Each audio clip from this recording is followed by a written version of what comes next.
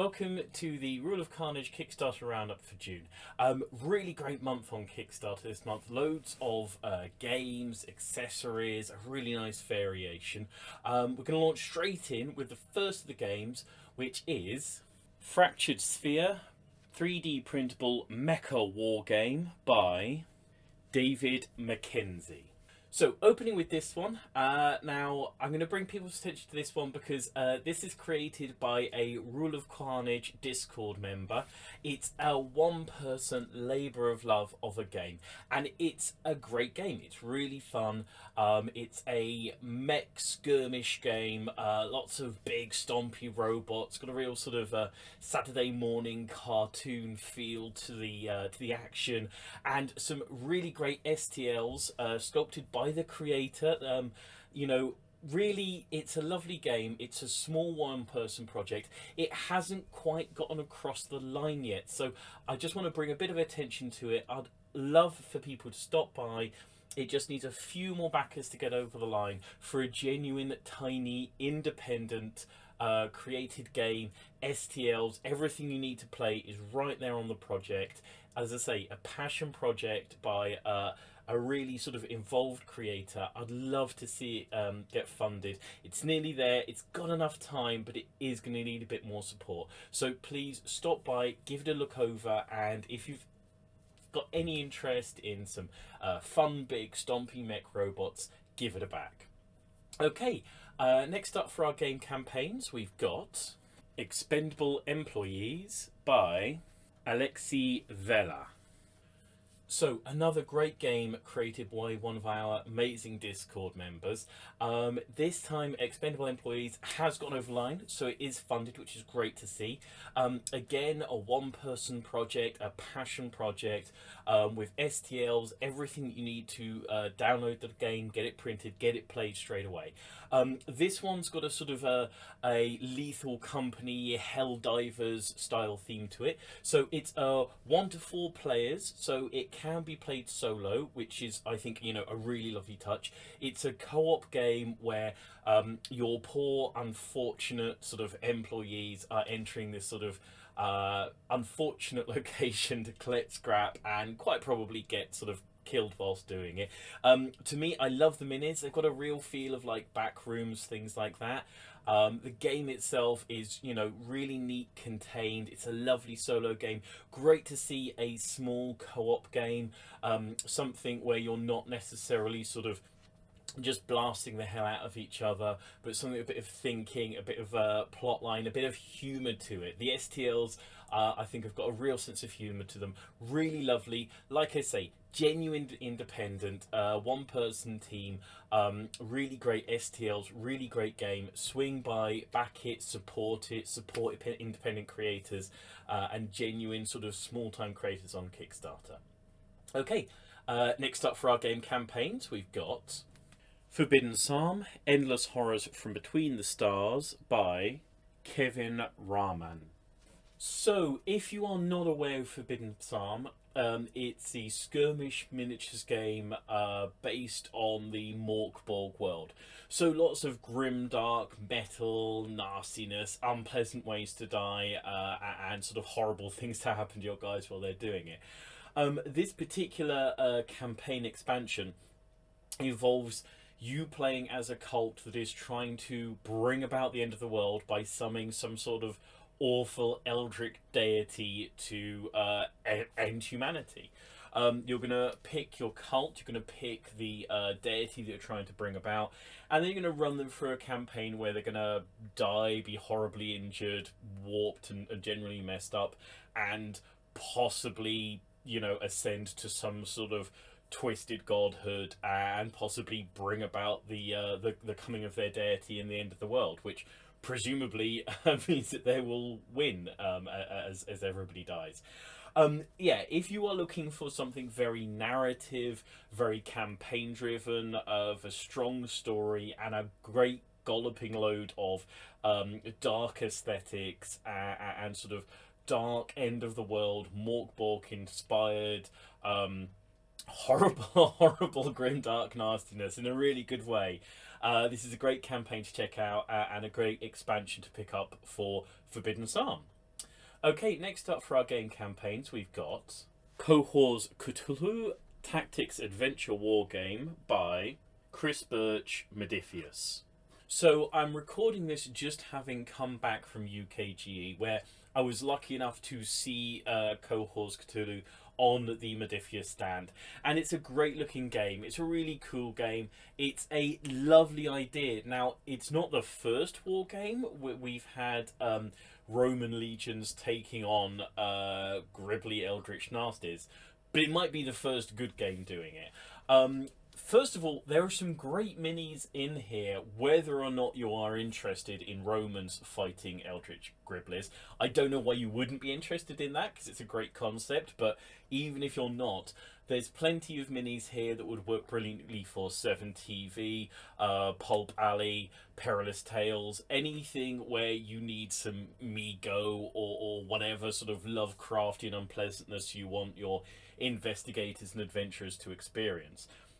The game itself is a really solid looking game. It's by people who know what they're doing. Modifius, very much, you know, a solid company, a reliable company that are putting out really cool stuff at the moment. And this one, yeah, absolutely solo co-op game. So if you're a solo player, this is going to give you, you know, loads of great playtime.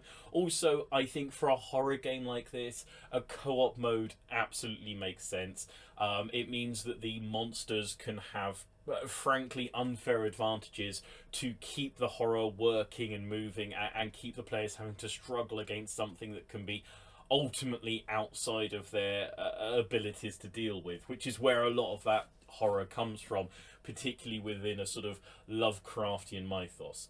So look, if you enjoy Lovecraft, if you enjoy Eldritch horrors, if you enjoy horror gaming, if you like the idea of alternative history gaming, if you like the idea of Roman cohorts having to fight big gribbly Eldritch monsters, and if you don't like that idea, I don't know what's going on with you, because it's a great idea.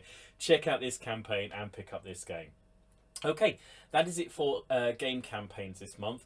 Moving on to accessories campaigns, we've got an interesting set of campaigns here. So first up, we've got Signature Series by The Colour Forge. For some reason, the Kickstarter stars have aligned this month for you if you are looking to step up your painting to the next level. The first the campaign is going to help you out with that is this Colour Forge's Signature Series. It's a set of coloured rattle can primers. Rather than just the standard black and white, you've got a sort of cyan, a yellow, a magenta, a range of different colours picked by professional content creators, miniatures painters. This is a really great way of stepping up your painting, not only to the next level, but, you know, speeding it up as well, getting minis onto the tabletop, you know, painted and played, which is what we're all looking to get done. Essentially, if you've got a series of minis, a force that you want to have looking sort of coherent, a great way to do it is to get that first base coat down of a sort of a single colour, a single look. It really ties everything together. Also, if you're going from, you know, your basic primer up to some zenithal shading before, you know, putting a wash or contrast paint over that, having your primer be a base colour other than black, white, grey, whatever you usually use, is going to not only speed that process up, it's going to make it look better. Fewer coats of paint, you know, more detail. It's going to speed things up and improve things at the same time. So you've got a whole set of these rattle can paints here available from a producer that knows minis, knows painting, knows hobby. Pick these guys up. They're going to speed up your painting. They're going to increase the quality of your painting. Really great idea, really great project, well worth checking out and well worth looking over. Okay, next up for our accessories campaigns, we've got Scalecolor Games by Scale75. So you've rattle can primed your minis in a range of different colours. Where are you going to get the paints to paint them? Well, from this campaign. Scale75, you know, they're a great, you know, sort of hobby miniatures paint producer, and they've again, you know, come out with a lovely range of paints in this campaign. So the paints here are themed and shaded to the seven deadly sins. So essentially, like wrath is red, sloth is blue, envy is green, lust is skin colors. But these are a set of paints that are, you know, picked to complement, shade, base coat, and sort of highlight each other. So these are sets where you can pick up a single set and know that you're going to be covered for working through that shade of paint. It does a lot of the thinking for you. It does a lot of the work for you. It's also, you know, great high quality hobby paints, high level of pigment, lovely and smooth. Everything that you need as a hobbyist to get a high level finish on your minis.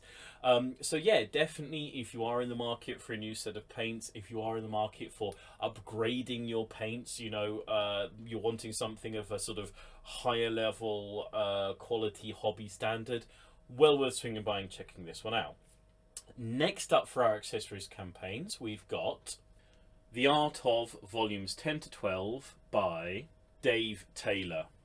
So you've got your coloured rattle can primers, you've got your lovely high-end hobby paints.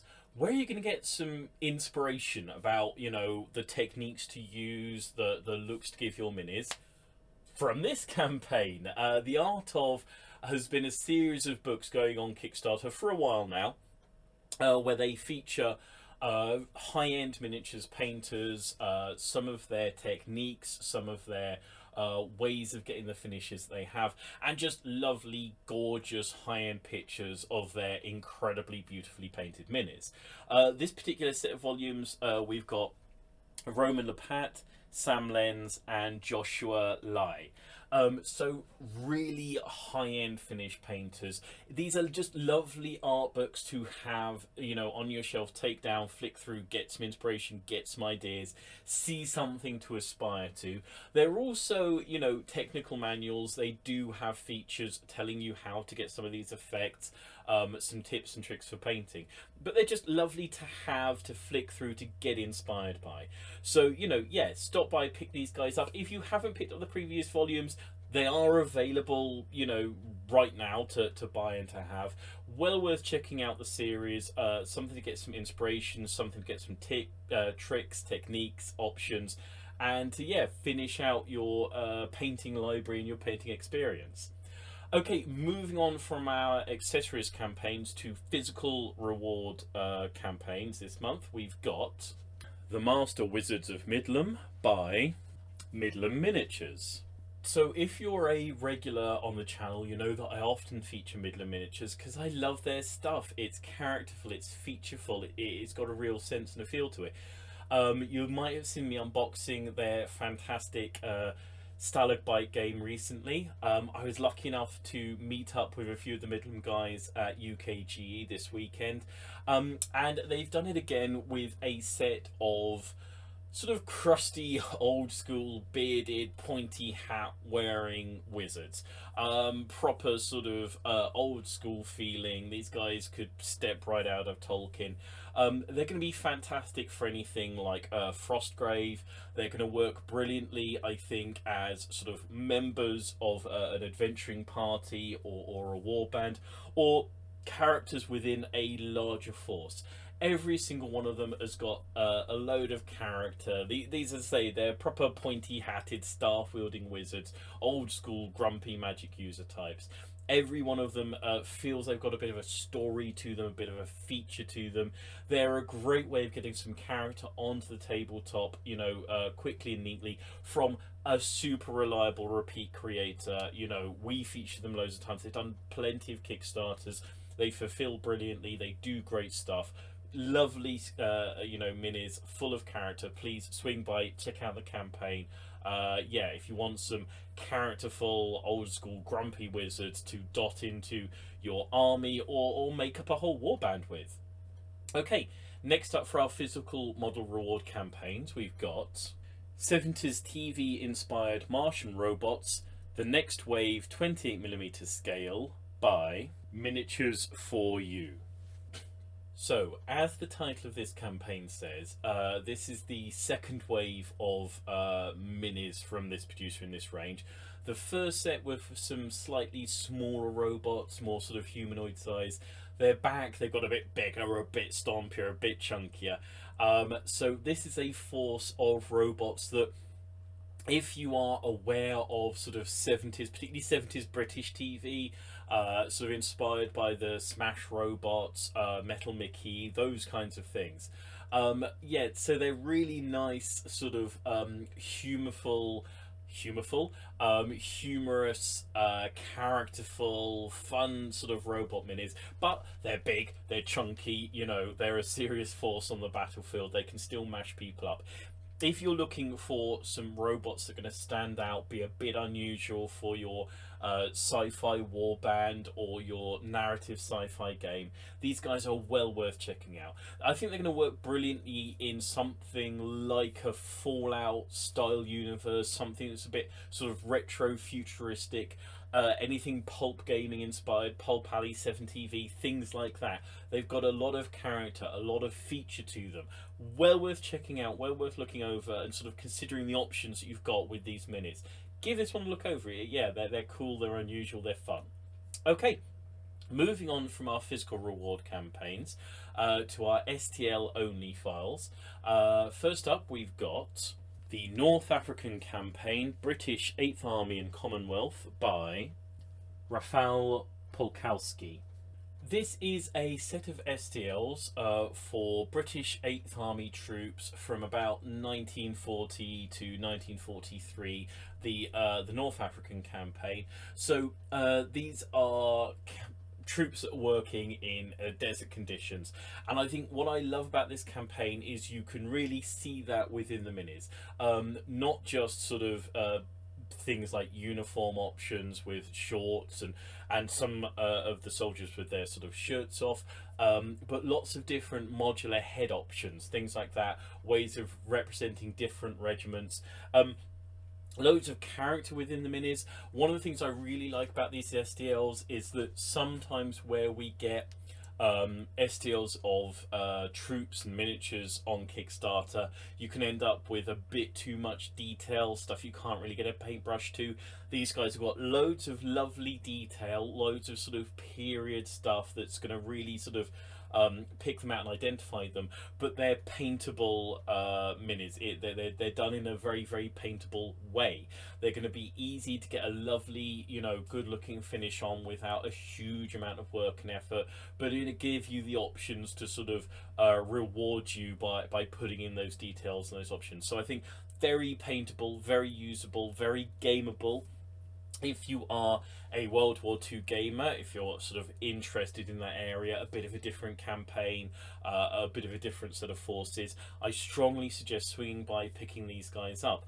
Loads of options in this campaign, very modular minis, loads of different troop types, plenty here to have a very solid force for anything, you know, bolt action, anything of that nature. Well worth checking out, well worth giving this one a look over. Okay, next up for our STL reward campaigns, we've got the Amusement Park STL Files by Danny Amengual. This one I think is super cool and well worth checking out because it's an unusual set of buildings. It's not something you're going to see over and over again. As the title of the campaign suggests, it's an amusement park, a big Ferris wheel, some horses, bumper cars, all those sorts of bits and pieces.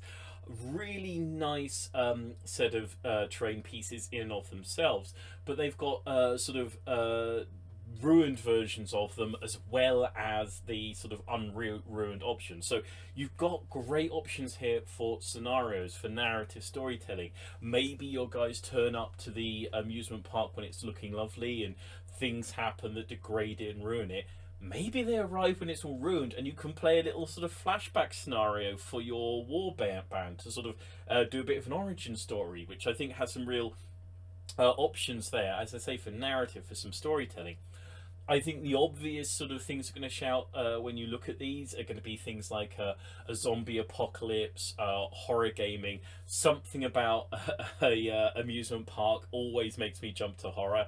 But I think there's plenty of options here for any sort of contemporary skirmish gaming or near contemporary. There's no reason that sort of during some sort of maybe alternative history option there aren't going to be people skirmishing, professional soldiers fighting within this sort of environment at some point. Really lovely pieces, really lovely great bits of terrain that have tons of character to them. Plenty here to fill out a good sized tabletop, I'd say. I think it would easily cover like 3 foot to 4 foot, and with the option to sort of even spread it out sort of over a bigger area. Really great stuff. Also, an unusual set of terrains, so even if you don't necessarily want them for any of the projects you're working on at the moment, this is one of those ones where when it does come up, when it is something you're going to be looking for, you're not necessarily going to find it, so probably worth considering picking up now, sort of on the off chance. Well worth checking out, well worth looking over. Okay, next and last up for our STL files and for our campaigns this month, we've got Waterspire 2 by Christopher Abbey.